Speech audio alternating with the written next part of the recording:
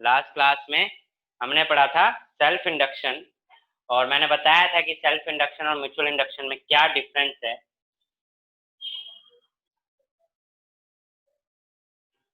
ठीक है, तो सेल्फ इंडक्शन और म्यूचुअल इंडक्शन में बताया था कि जो सेल्फ इंडक्शन है वो सेल्फ कॉइल यानी सेम कॉइल में इंड्यूस ईएमएफ प्रोड्यूस होता है, वहीज म्यूचुअल इंडक्शन में नेबरिंग कॉइल में इंड्यूस ईएमएफ प्रोड्यूस होता है। ठीक है, तो ये हमने पढ़ा था, मैंने डेफिनेशन लिखवाई थी, फिर मैंने कोएफिशिएंट ऑफ सेल्फ इंडक्शन लिखवाया था। Okay, coefficient of self induction लिखवाया था। एसआई यूनिट आप लिख लीजिए सेल्फ इंडक्शन की, SI unit of self induction is Henry। Capital H से डिनोट करते हैं हेनरी।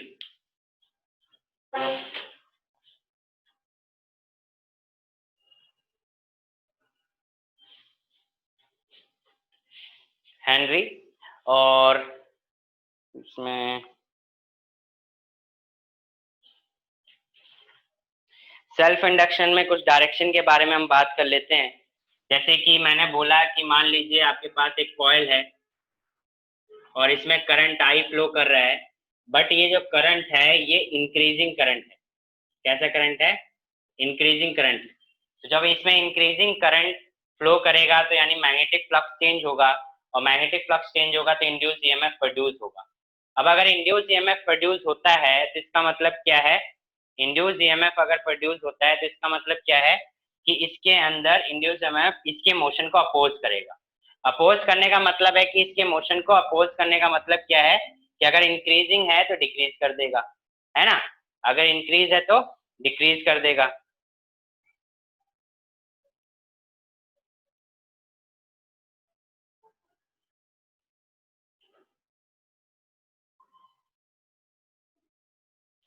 रचित, आवाज आ रही है आपको?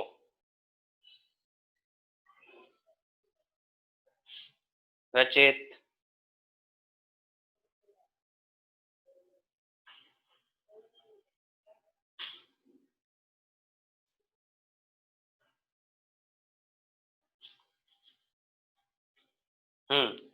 तो रचित अभी आवाज आ रही है आपको? Yes sir. तो मैं बता रहा था कि जो करंट है वो इंक्रीजिंग है, और करंट इंक्रीजिंग है तो मैग्नेटिक फ्लक्स चेंज होगा, और मैग्नेटिक फ्लक्स चेंज होगा तो इसमें से इंड्यूस ईएमएफ प्रोड्यूस होगा। ठीक है, क्या होगा? इंड्यूस ईएमएफ प्रोड्यूस होगा।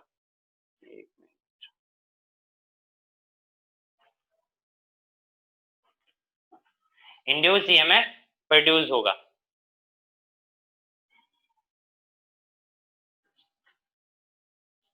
तो इंड्यूस ईएमएफ अगर प्रोड्यूस होगा तो ये क्या करेगा? इसके मोशन को अपोज करेगा। मोशन को अपोज करने का मतलब क्या है? मोशन को अपोज करने का मतलब है कि इसके अपोजिट डायरेक्शन में मूव करेगा। तो देखिए, इंक्रीजिंग है तो इसको क्या करने की कोशिश करेगा? डिक्रीज करने की कोशिश करेगा। डिक्रीज करने की कोशिश करेगा तो इंड्यूस ईएमएफ किस डायरेक्शन प्रोड्यूस होगा? इस डायरेक्शन।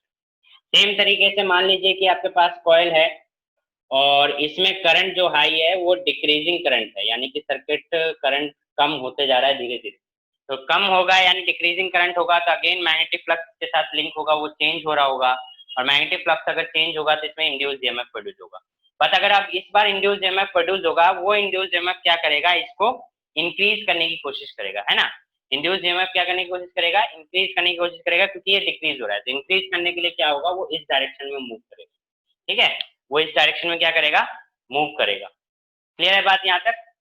तो ये हो गई इंक्रीजिंग और डिक्रीजिंग। समझ गए? यहां तक किसी को कोई डाउट?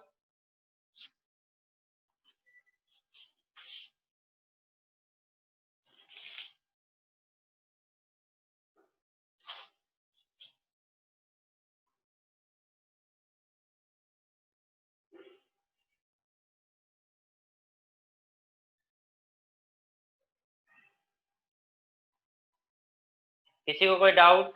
यस नो कुछ तो बोलो। No sir.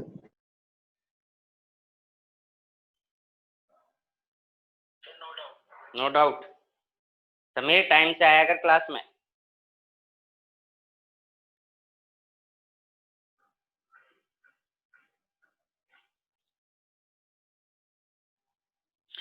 चलिए ये तो आपको समझ में आ गया। नेक्स्ट हम डेरिवेशन करते हैं सर। नहीं, ये फ्लेमिंग रेफरेंस रूल से नहीं निकला है, नहीं। उसमें motion of the conductor main important है, मोशन ऑफ द कंडक्टर होगा उसके बेस पे है, यहाँ पे मोशन ऑफ द कंडक्टर नहीं है। जैसे जनरेटर होता है, जनरेटर में यूज होता है फ्लेमिंग राइट हैंड रूल, जो जनरेटर होता है, ठीक है, यहाँ पे नहीं है। तो नेक्स्ट जो हमारा डेरिवेशन है that is self induction of a long solenoid, यानी कि एक लॉन्ग सोलेनॉइड का सेल्फ इंडक्शन डिराइव करना है रिलेशन, और ये एग्जाम में डायरेक्ट आता है तो आपको डायरेक्ट सॉल्व करके दिखाना होता है। The topic is self induction of a solenoid, self induction of solenoid, ठीक है। तो self induction of solenoid, a long solenoid is that whose length is very large compared to its radius of cross section, यानी कि आप मान लीजिए कि ये सोलेनॉइड है, ठीक है, जिसकी लेंथ आप मान लीजिए L है, टोटल नंबर ऑफ टर्न्स जो हैं वो N है, ठीक है, टोटल नंबर ऑफ टर्न्स कितने हैं, N है। एरिया ऑफ क्रॉस सेक्शन जो है, area of cross section that is A। अब मेरे को आप में से कोई ये बताए, magnetic field due to solenoid, magnetic field due to solenoid कौन बताएगा? Magnetic field due to solenoid,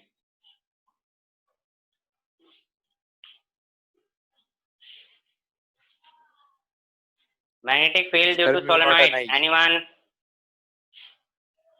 Divanshu आवाज नहीं आई, किसने बोला? आवाज नहीं आई मेरे को।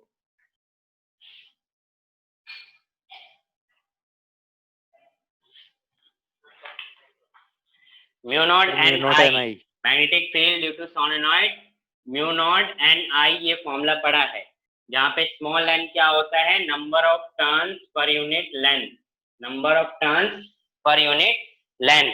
अच्छा, यहाँ पे सेल्फ इंडक्शन यूज होगा तो ये स्मॉल एल यूज कर लो। तो number of turns per unit length, यानी कि अगर बी का फॉर्मूला हम देखें तो mu not an I current जो फ्लो कर रहा होगा और एल ये बनेगा, ठीक है। Magnetic flux, magnetic flux through each coil, through each coil, ठीक है। अगर आप मैग्नेटिक फ्लक्स निकाल रहे हो ईच कॉइल की वजह से, ठीक है, मैग्नेटिक फ्लक्स निकाल रहे हो ईच कॉइल की वजह से, वो क्या होता है, magnetic field into area, magnetic field into area, यही होता है। तो अगर फॉर्मूला अप्लाई करें तो mu not an I upon में एल इनटू में ए, ये आ गया मैग्नेटिक फ्लक्स। और नंबर ऑफ टर्न्स टोटल कितने हैं, एन। अगर ईच कॉइल का इतना है, यानी एक कॉइल का मैग्नेटिक फ्लक्स इतना है, तो total number of flux turns के फ्लक्स कितने होंगे, एन से मल्टीप्लाई कर देंगे। तो total magnetic flux that is phi is equal to क्या होगा, N mu not an I A upon में एल, ठीक है। टोटल अगर निकालोगे तो क्या करोगे, एन से मल्टीप्लाई कर दोगे, यही करोगे ना, एन से मल्टीप्लाई कर दोगे क्योंकि एन नंबर ऑफ टर्न्स हैं। ये आ गया आपका टोटल फ्लक्स। बट आपको पता है according to definition, according to definition phi is equal to क्या होता है, एल आई, है ना। फाई इज इक्वल टू क्या होता है, एल आई। तो phi is equal to, screen freeze हो रही है मनीष, मेरी तरफ से तो बिल्कुल सही चल रहा है, मे बी आपका नेट स्लो हो, और किसी की स्क्रीन फ्रीज हो रही हो? No sir. मनीष अगर दिक्कत हो रही तो गूगल मीट पे आ सकते हो।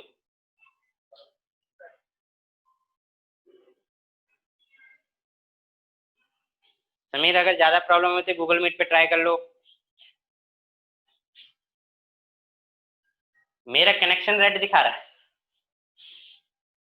बाकियों को भी रेड दिखाना चाहिए मनीष।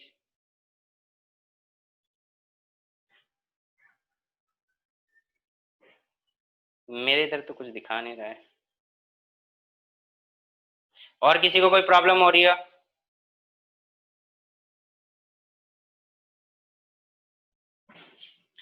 देखिए, तो phi is equal to L I के बराबर है ना? Phi is equal to L I के बराबर है, तो ये हो गई इक्वेशन 1 और ये इक्वेशन हो गई 2। तो फ्रॉम इक्वेशन 1 एंड 2 हम क्या कह सकते हैं? L I is equal to mu not N square I A upon में एल। तो आई से आई चला गया, तो हम क्या कह सकते हैं? सेल्फ इंडक्शन क्या आ गया? Mu not N square A by L. Mu naught N square L A by L. ये आ गया self induction of A solenoid. Self induction of A solenoid. क्या किया? सोलेनॉइड का नंबर ऑफ टर्न्स n है, area of cross section a है, length l है। Solenoid की वजह से जो मैग्नेटिक फील्ड होता है वो कितना होता है? Mu not an i, where n is the number of turns per unit length. Magnetic flux through each turn निकालेंगे तो magnetic field into area. Magnetic field की वैल्यू पुट कर दी, area multiply flux. Total flux निकालोगे तो number of turn से multiply कर दोगे तो n से मल्टीप्लाई कर दिया। But according to definition phi is equal to किसके बराबर होता है? एल आई के बराबर। सेल्फ इंडक्शन में दोनों को इक्वेट कर दिया, एल आई से आई कैंसिल हो गया, तो एल इज इक्वल टू आपको क्या मिल गया? Mu not N square A by L. That means magnetic flux self induction of A solenoid, ये आता है। यहाँ तक किसी को कोई दिक्कत नहीं है तो जल्दी से नोट करें और बता दें कि done.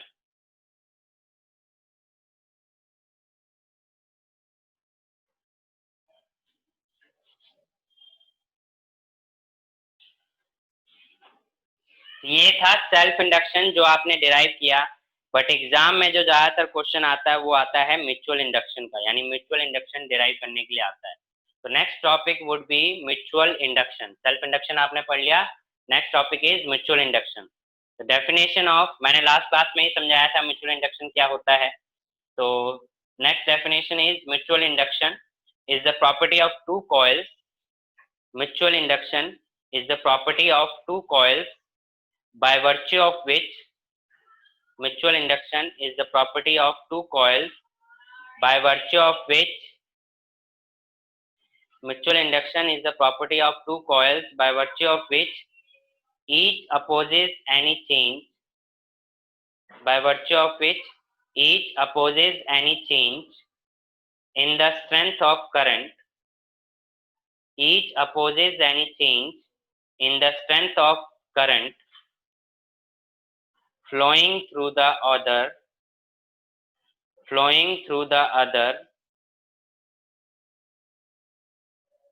by developing an induced EMF. By developing an induced EMF. Mutual induction is the property of two coils by virtue of which each opposes any change. Mutual induction is the property of two coils by virtue of which each opposes any change in the strength of the current flowing through the other by developing an induced EMF. Okay, ये मैंने समझाया था कि अगर एक coil है उसमें current flow कर रहा है तो उसकी वजह से दूसरे कॉइल में जो नेबरिंग कॉइल है उसमें क्या हो जाएगा? इंड्यूस्ड ईएमएफ प्रोड्यूस हो जाएगा।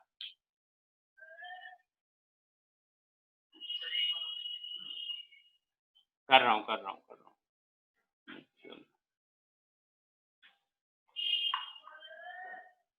Mutual induction is the property of two coils by virtue of which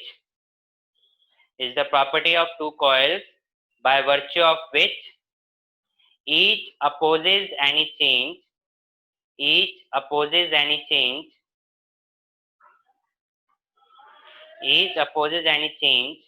in the strength of current flowing through the other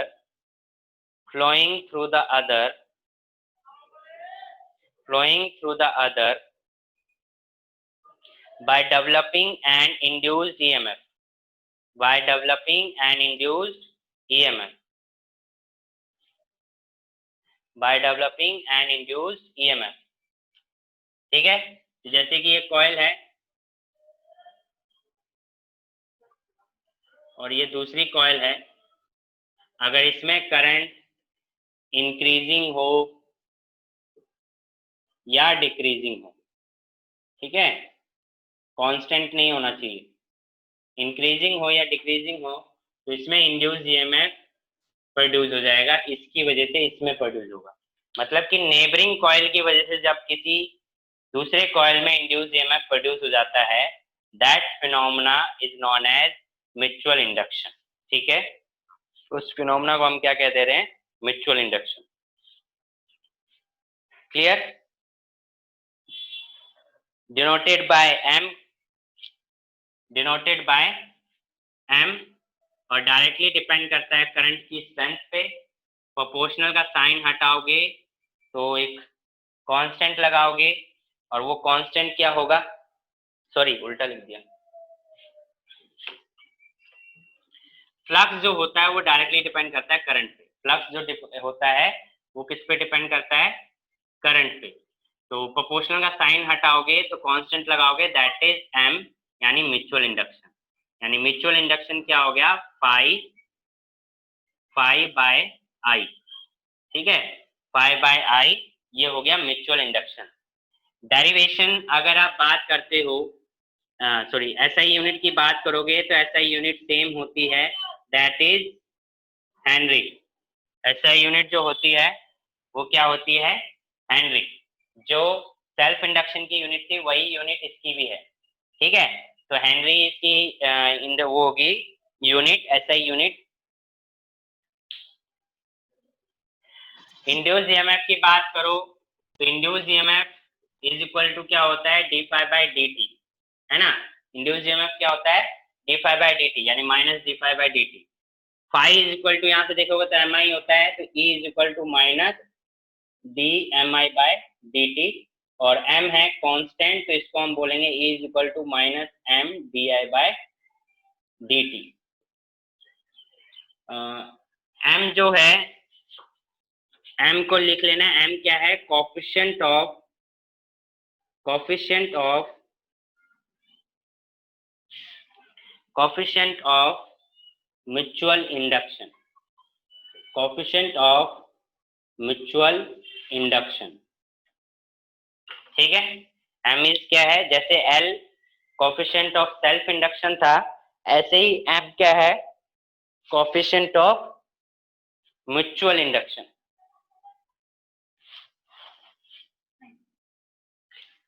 coefficient of mutual induction.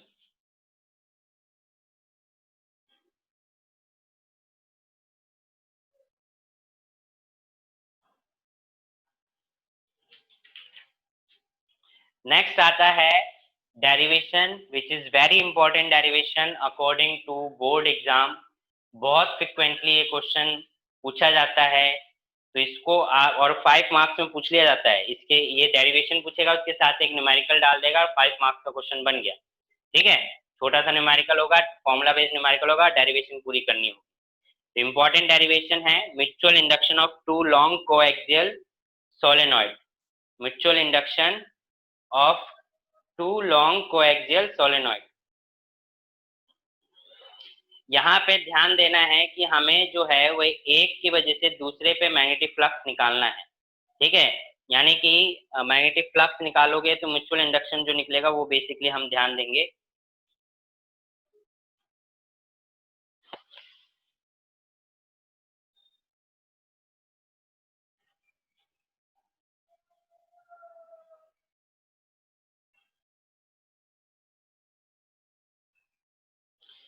Topic लिख लीजिए, mutual induction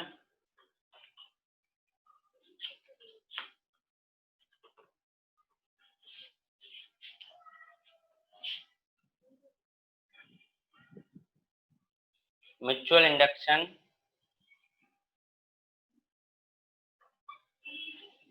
mutual induction of a two long coaxial solenoid.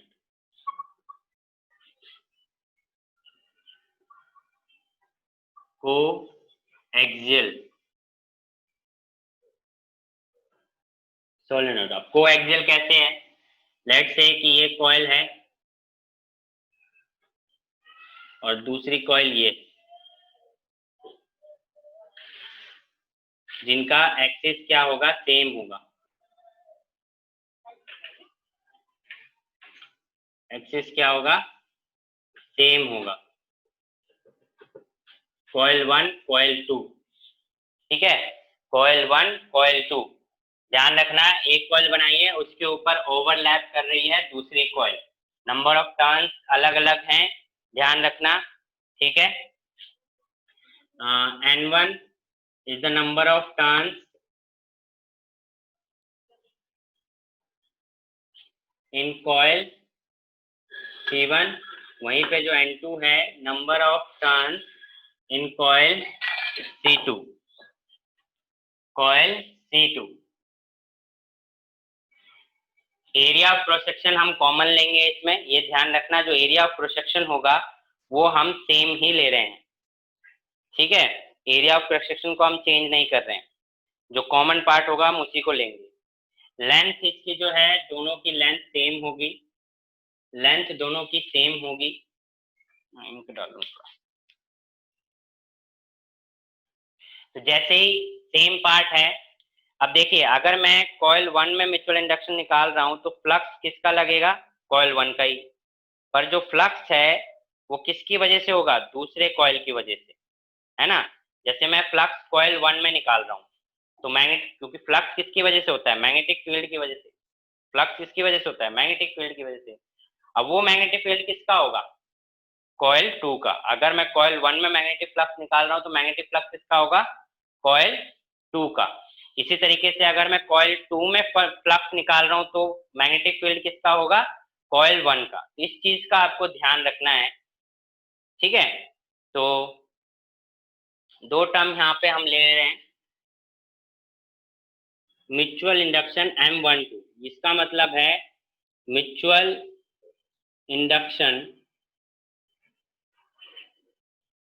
On coil 1 due to coil 2, ठीक है। Mutual induction of 1 due to coil 2। So अगर मैं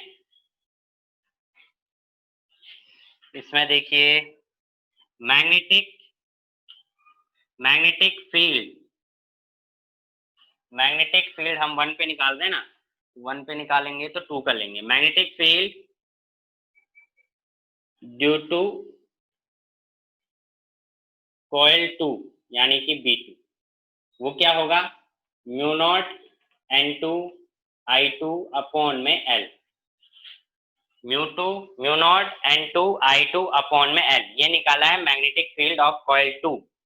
और flux अगर मैं निकालूंगा, मैग्नेटिक फ्लक्स थ्रू कॉइल 1 φ1, वो क्या होगा? φ1 वो क्या होगा? B2A। एरिया हम कॉमन ले रहे हैं तो इसलिए A लिख रहा हूं, B2 इसलिए लिख रहा हूं क्योंकि फ्लक्स हम निकाल रहे हैं कॉइल 1 में, और मैग्नेटिक फील्ड किसका लेंगे हम? कॉइल 2 का। ये ध्यान रखना, मैग्नेटिक फील्ड दूसरे का होता है हमेशा। तो फॉर्मूला क्या बन जाएगा φ1 का? That is mu not N2 I2 upon में L इंटू एरिया, ठीक है। बट अगर मैं अकॉर्डिंग टू डेफिनेशन देखूं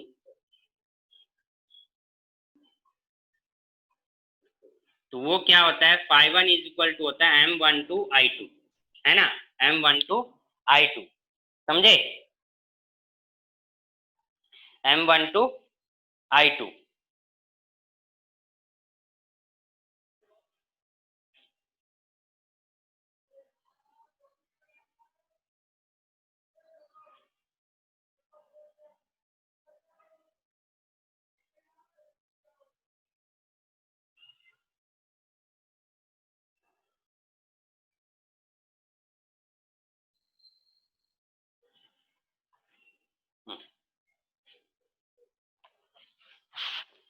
अच्छा, इससे एक पहले टर्म हमें टोटल भी तो निकालना है,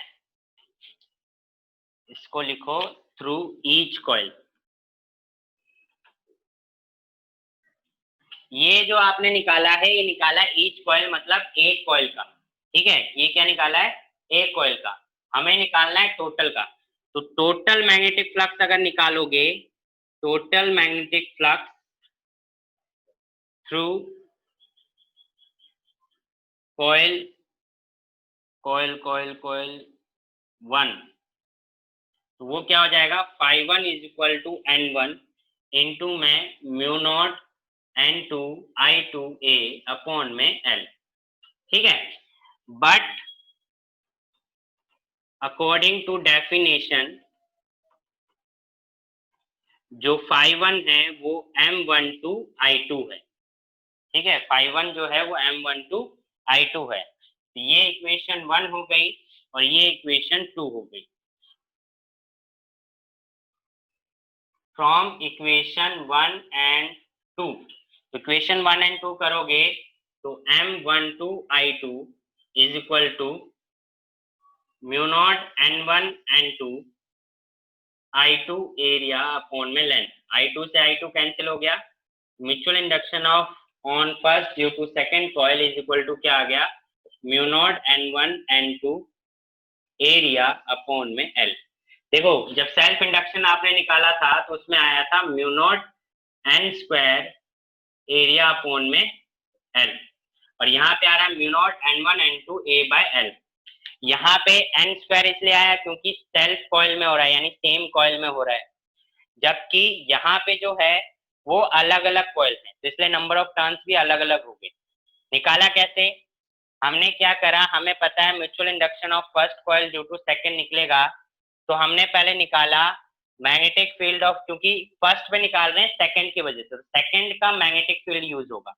तो magnetic field due to coil two, coil two का मैग्नेटिक फील्ड क्या होगा, म्यू नॉट एन आई, यही फॉर्मूला पड़ा है सोलेनोइड का, mu not an I, N क्या होता है एन बाय एल, तो हमने लिख दिया mu not an two I two upon में एल, क्योंकि सेकंड कॉइल की बात हो रही।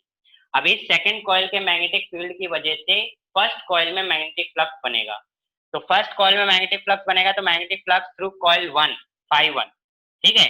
और किसके लिए, for each coil, through each coil, है ना, थ्रू ईच कॉइल वो क्या बनेगा, B two into A, B two की वैल्यू निकाली, यहाँ पे पुट कर दिया।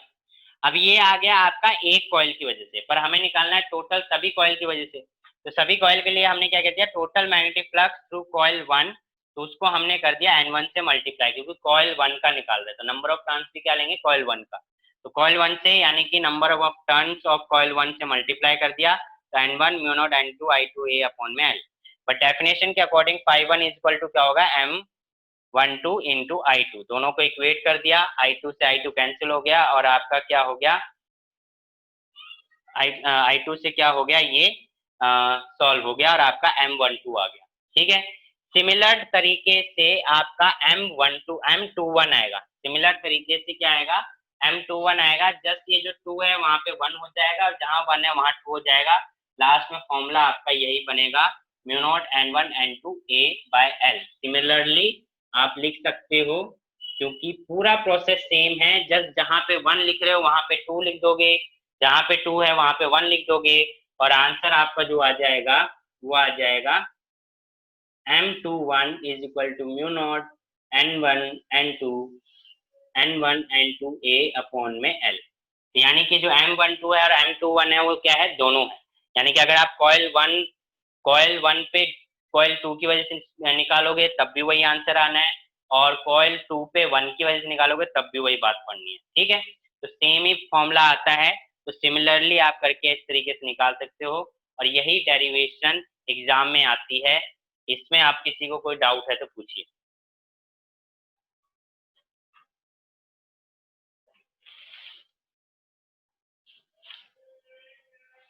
किसी को कोई डाउट?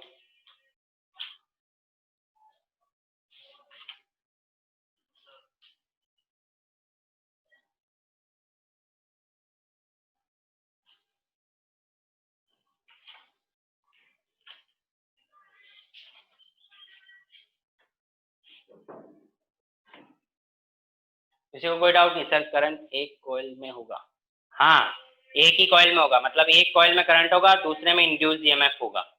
या तो कॉइल 1 में होगा, तो कॉइल 1 में अगर करंट होगा तो कॉइल 2 में इंड्यूस ईएमएफ होगा, और कॉइल 2 का मैग्नेटिक फ्लक्स होगा। जैसे कि मैग्नेटिक फ्लक्स अगर आप कॉइल 1 का निकाल रहे हो तो करंट आप 2 का ले रहे हो, है ना? इसी तरीके से अपोजिट हो जाता है। ओके मनीष, और किसी को कोई डाउट? नहीं, तो नोट कर लीजिए जल्दी से। ये थी इस चैप्टर की डेरिवेशन लास्ट। अब इस चैप्टर में एक टॉपिक जो है वो है ट्रांसफॉर्मर। ठीक है, ट्रांसफॉर्मर जो है, एसी जनरेटर और ट्रांसफॉर्मर, ये दो टॉपिक जो हैं, एसी जनरेटर और ट्रांसफॉर्मर दोनों ही जो हैं वो डिवाइस का केस है, और ये दोनों चैप्टर 7 के बाद हम पढ़ेंगे। ठीक है, ट्रांसफॉर्मर भी एसी का पार्ट है, और एसी जनरेटर तो वो है ही उसका। तो बेसिकली आपको ये ध्यान रखना है कि इसका एक टॉपिक है ट्रांसफॉर्मर, वो हम नेक्स्ट क्लास मतलब नेक्स्ट चैप्टर में पढ़ेंगे, अभी नहीं पढ़ेंगे उसको, क्योंकि एसी समझेंगे, एसी के बाद उसको पढ़ेंगे। तो इस हिसाब से चैप्टर खत्म होता है, और इस चैप्टर में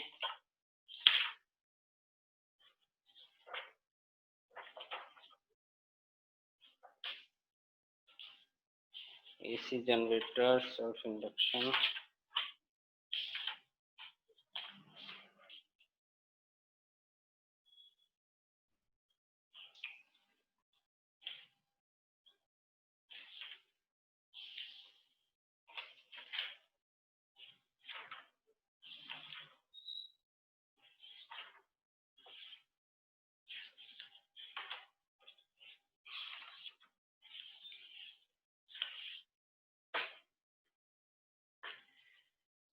नोट कर लो तो डन कह देना।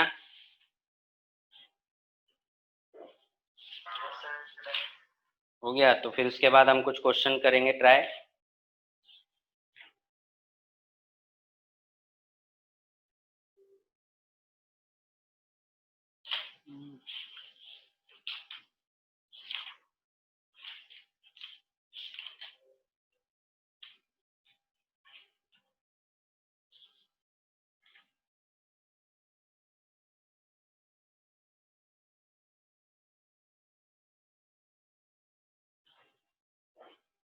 डन।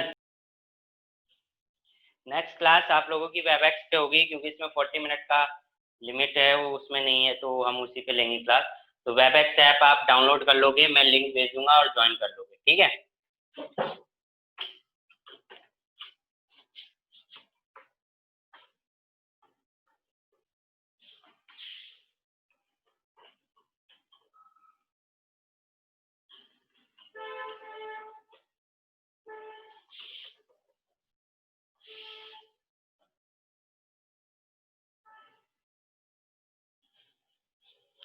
तो क्वेश्चन है,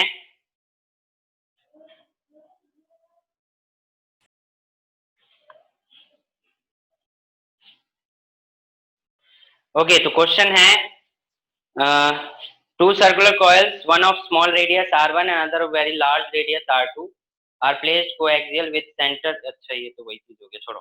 क्वेश्चन है, a 2 meter long solenoid with diameter 4 centimeter, 2 metre long यानी कि लेंथ आ गई 2 metre, solenoid with diameter 4 centimetre, diameter दे रखा है 4 centimetre, and 2000 turns, number of turns कितने हो गए 2000, हैज secondary of 1000 टर्न्स, यानी कि N1 and N2 है 1000 टर्न्स,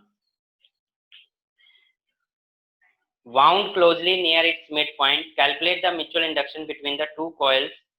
म्यूचुअल इंडक्शन कैलकुलेट करना है, तो सिंपल सा म्यूचुअल इंडक्शन निकालना है, फॉर्मूला है mu not N1 N2 area upon में लेंथ। म्यू नॉट की वैल्यू आपको पता है, म्यू नॉट कितना होता है 4 पाई इंटू 10⁻⁻⁷, है ना, 4 पाई इंटू 10⁻⁻⁷। N1 की वैल्यू दे रखा है, N2 की वैल्यू दे रखा है, और एरिया निकालना है तो डायमीटर है, डायमीटर कितना हो गया 2 सेंटीमीटर, तो एरिया आ जाएगा आपका पाई आर स्क्वायर अपॉन में लेंथ कितना दे रखा है 2 मीटर। तो सॉल्व कर लीजिए, आंसर आ जाएगा।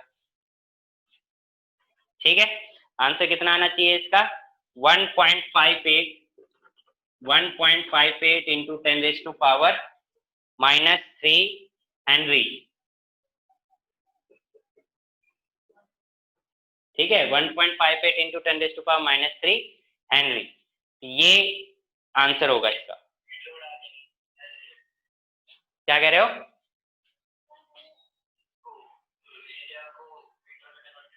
हाँ, एरिया को मीटर में कन्वर्ट करेंगे, डायमीटर को मीटर में करोगे 2 इंटू 4 मीटर, ये हो जाएगा 4 इंटू 10⁻² मीटर, या 0.4। इसको रेडियस में कन्वर्ट करके मीटर में कन्वर्ट करके पुट करोगे, मीटर में ही करना पड़ेगा। नेक्स्ट क्वेश्चन,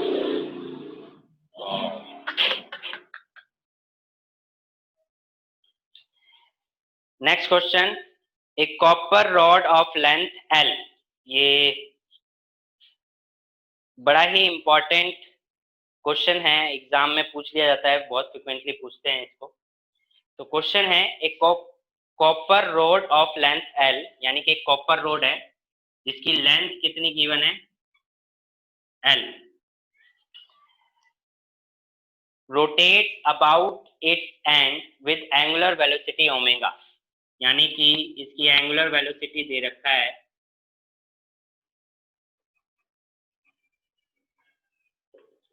ओमेगा, मतलब कि ये रोड है इस तरीके से और इसका ये वाला पॉइंट फिक्स है और ये ऐसे रोटेट कर रहा है, ठीक है, ओमेगा वेलोसिटी से। ठीक है, in uniform magnetic flux free, और यूनिफॉर्म मैग्नेटिक फ्लक्स है,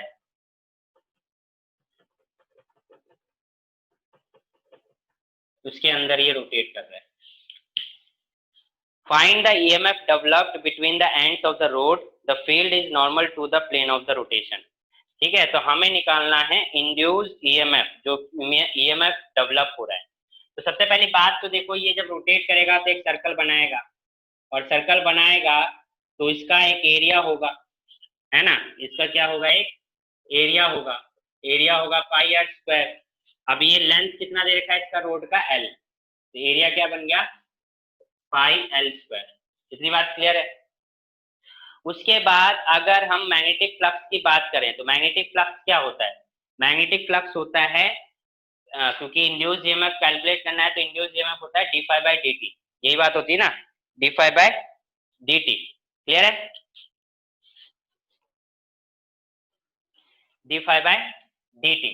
तो जो d∅ आएगा, यानी कि जो फाई की वैल्यू आएगी, d∅ की वैल्यू, वो क्या हो जाएगा, मैग्नेटिक फील्ड इनटू में एरिया, मैग्नेटिक फील्ड इनटू में एरिया। तो मैग्नेटिक फील्ड तो B दे रखा है और एरिया कितना है पाई L स्क्वायर। रही बात टाइम की, तो टाइम अगर निकालोगे तो एक रिलेशन पड़ा हुआ है, ओमेगा इज इक्वल टू होता है 2π/t, अगर एक पूरा सर्कल ले रहा है तो टाइम अगर निकालते हो तो क्या हो जाता है 2π/ओमेगा, यही हो जाता है ना 2π/ओमेगा। तो वहीं पे अगर टाइम निकालोगे तो क्या आ जाएगा 2π/ओमेगा। इंड्यूस ईएमएफ होता है d∅dt, d∅ की वैल्यू आ गई L स्क्वायर अपॉन में आ गया 2π ओमेगा। तो इसको सॉल्व करोगे तो कितना आ गया, इसको सॉल्व करने पे कितना आ गया, E इज इक्वल टू पाई से पाई कैंसिल हो गया, तो हाफ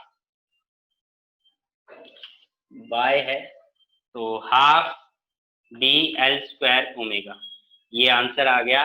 यानी कि जो इंड्यूस्ड ईएमएफ इसके एंड पे प्रोड्यूस होगा वो क्या होगा BL स्क्वायर ओमेगा। ठीक है, किसी को कोई डाउट? क्या सेंड कर देना, रिकॉर्डिंग, रिकॉर्डिंग देख लियो, ठीक है। उसके बाद नेक्स्ट क्वेश्चन है, ये करते हैं, A coil of 100 tons is pulled in 0.04 second from between the poles of magnetic. ठीक है, अच्छा इसको स्क्रीनशॉट ले लो, नोट्स ले लो, फिर मैं नेक्स्ट क्वेश्चन करा रहा हूँ।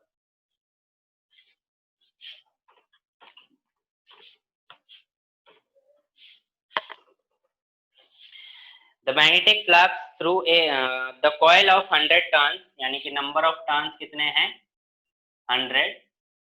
A coil of 100 turns is pulled in 0.04 second, 0.04 second from between the poles of magnet, यानी मैग्नेट के बीच में से एक कॉइल को हमने खींचा है इतने टाइम में। Where its area includes flux of, यानी फ्लक्स कितना दे रखा है इसके एरिया में जो बन रहा है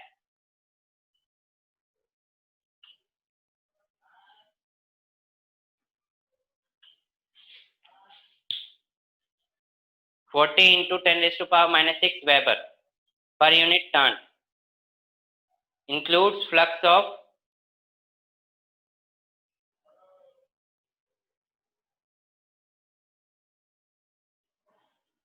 यानी कि इतने फ्लक्स से दूसरा फ्लक्स जो हो गया वो हो गया 10 raise to power minus 5 weber per turn, यानी कि पर टर्न है, ये एक टर्न का है, पर टर्न। ठीक है, calculate the average EMF induced in the coil. तो क्वेश्चन दोबारा सुनो। A coil of 100 turns is pulled in 0.04 seconds from between the poles of magnet, where its area includes flux of 40 into 10 raised to power minus 6 Weber per turn to place where it includes the flux of 10 raised to power minus 5 Weber per turn. Calculate the average turn। तो देखिए average turn निकालना है, miss printing दे रखी है इसमें।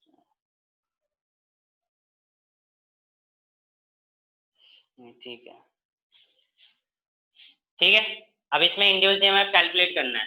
तो induced EMF देखो आपने फॉर्मूला पढ़ा है d∅dt, ये पढ़ा है। अब d∅dt पढ़ा है जब बहुत स्मॉल टाइम की बात हो रही है, यानी कि बहुत छोटी वैल्यू की बात हो रही है। बट हम इसको इस तरीके से भी लिख सकते हैं ∅2 माइनस ∅1 अपॉन में चेंज इन टाइम, है ना, कि कितना टाइम वो टेक ले रहा है, इतनी भी लिख सकते हैं। तो ∅2 आप देख रहे हो ये है और ∅1 ये है, बट ये पर टर्न है, यानी एक टर्न का है। हमें नंबर ऑफ टर्न्स कितने दे रखे हैं 100। अगर हम टोटल निकालना चाहें तो ∅1 जो होगा वो टोटल क्या होगा इंटू 100 कर देंगे, इसको क्या कर देंगे इंटू 100, इसको भी क्या कर देंगे इंटू 100, अगर हमें टोटल निकालना। तो अगर टोटल निकालोगे तो ∅1 इज इक्वल टू क्या हो जाएगा 100, और ये कितना हो जाएगा 40 into 10 raise to power minus 4 weber.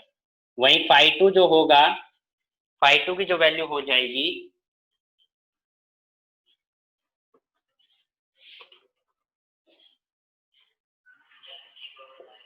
तो ये हो जाएगी 10 की पावर माइनस 3 वेबर।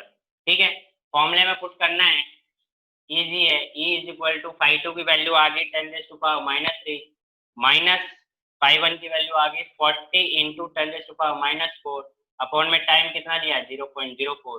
अब इसको माइनस करना तो जानते होगे, पावर सेम बनानी पड़ेगी। अगर ये 10 की पावर माइनस 3 है तो ये 10 की पावर माइनस 4 है। अब इसको 10 की पावर माइनस 3 बना लो, तो कैसे बनेगा 10 की पावर माइनस 3 माइनस इसको 10 की पावर माइनस 3 बनाना है, यानी 10 देना पड़ेगा। इसका मतलब क्या हो जाएगा 4 into 10 raise to power minus 3 upon में 0.04। ठीक है, अब देखिए 10 की पावर माइनस 3 को कॉमन ले लो, तो 10 की पावर माइनस 3 को कॉमन लिया तो 1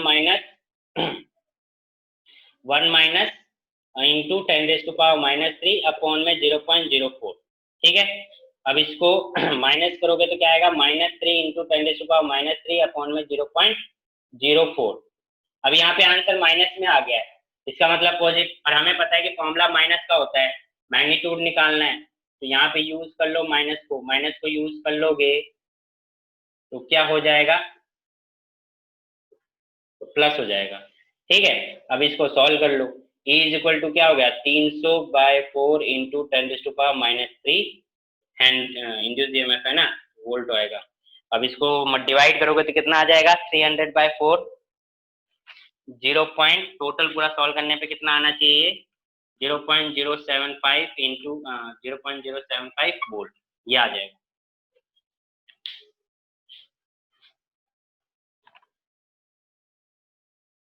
समझ में आया?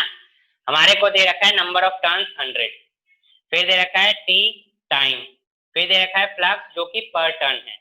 हमें चाहिए टोटल फ्लक्स, तो टोटल फ्लक्स के लिए हमने नंबर ऑफ टर्न से मल्टीप्लाई कर दिया, 100 से मल्टीप्लाई कर दिया, तो ये बन गया 40 इंटू 10⁻⁻⁴, ये बन गया 10⁻⁻3।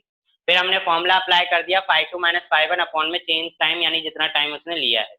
वैल्यू पुट करी, मैथमेटिकली सॉल्व किया, आंसर हमारा आ गया 0.075 वोल्ट।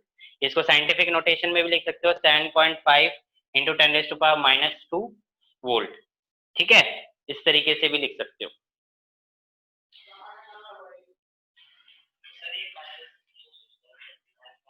माइनस का फॉर्मूला होता है ना induce EMF, minus D phi by D T. Induce EMF क्या होता है? Minus D phi by D T, हमेशा उसका अपोज करता है, जो इसको प्रोड्यूस करता है उसका अपोज करता है, फॉर्मूले में ही माइनस होता है। बट हमें जो मैग्नीट्यूड कैलकुलेट करना होता है तो हम माइनस को इंक्लूड नहीं करते हैं। बट यहाँ हमारे आंसर में माइनस आ रहा था तो प्लस करने के लिए हमने माइनस को कर लिया इंक्लूड, क्योंकि फॉर्मूला माइनस में ही होता है।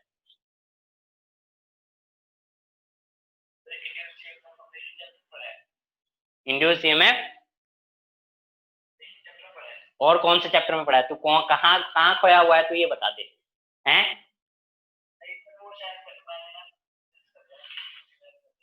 तो रिकॉर्डिंग देखा कर, क्लास जब भेजता हूँ तो देखता क्यों नहीं है?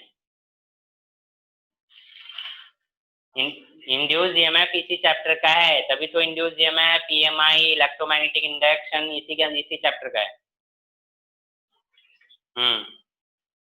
और किसी को कोई डाउट? तो एज आई सेड, मैंने बोला था कि हम चैप्टर 6 फिनिश होने के बाद कुछ इंपॉर्टेंट क्वेश्चन बोर्ड से रिलेटेड हम करेंगे। तो नेक्स्ट क्लास तक टिल द जुलाई जब तक स्टार्ट नहीं होता है तब तक हम बोर्ड के क्वेश्चन के प्रिपरेशन करेंगे और पिछले जितने चैप्टर्स हैं उनसे रिलेटेड। ठीक है, यानी कि चैप्टर 1 से लेकर चैप्टर 6 के जितने भी बोर्ड के क्वेश्चन आए हुए हैं उनको हम ट्राई करेंगे, कोशिश करेंगे और सॉल्व करेंगे। आपको भी आइडिया लगेगा कि बोर्ड के क्वेश्चन हर चैप्टर से किस तरीके से पूछे जा रहे हैं, कितने मार्क्स में कैसा पूछा जा रहा है, आपको आंसर कैसे देना है, थ्योरी कितना आ रहा है, न्यूमेरिकल कितना आ रहा है, इसका आइडिया लगेगा। ठीक है, क्योंकि हम आगे चल रहे हैं। चैप्टर 6 का एसी जनरेटर है शायद, वो मैं करा दूंगा इसमें, पर ट्रांसफॉर्मर अगले में कराऊंगा। बट नेक्स्ट क्लास से हमारा न्यूमेरिकल कॉन्सेप्ट ही चलने वाला है, कॉन्सेप्चुअल क्वेश्चन ही चलने वाले हैं।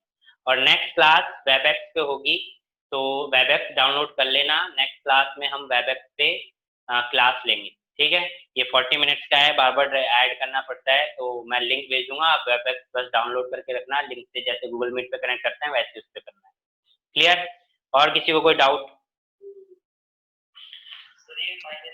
सर